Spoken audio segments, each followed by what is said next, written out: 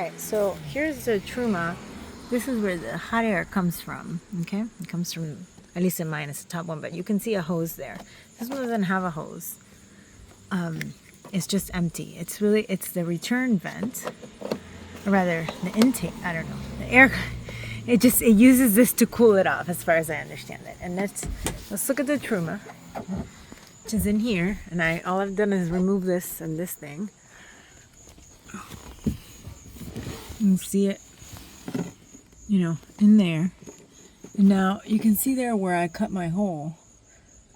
Sometimes there are two, HC has put two different little circle vents, similar to the black ones, but in white over there. Now, I'm going to go see what this looks like in the back. One sec. Okay, now this is what I did in the back. Which is, I remove this. Now it's a summer, so I'm not using this. Normally I would take out more things. If I'm using the Truma, I would probably only have like this stuff, like this level of stuff, where basically the vent is exposed. Now you can't quite tell, but this is what I cut of the squares. Like I cut this one, and then here I cut. This is my cube right here, and there's the cube. I cut another, and there's the cube handle, and then this is just a fiberglass, and I put that vent in there.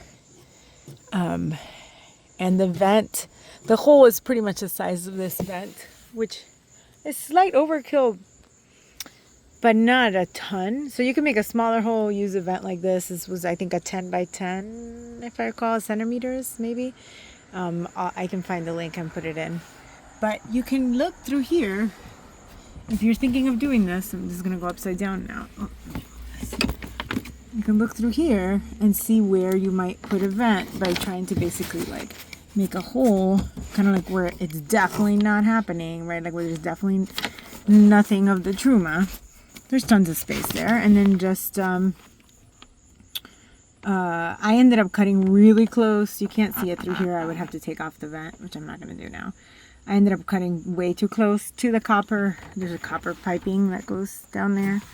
It was fine. I didn't cut into it. It was a little unintentional. But if you basically like drill a hole, right? Like the thing is right here. If you basically drill a hole kind of like really far away from it, and then measure on the inside and on the outside, like the distance, then you can make a hole, maybe not as big as mine, but pretty close, maybe, a different orientation or something,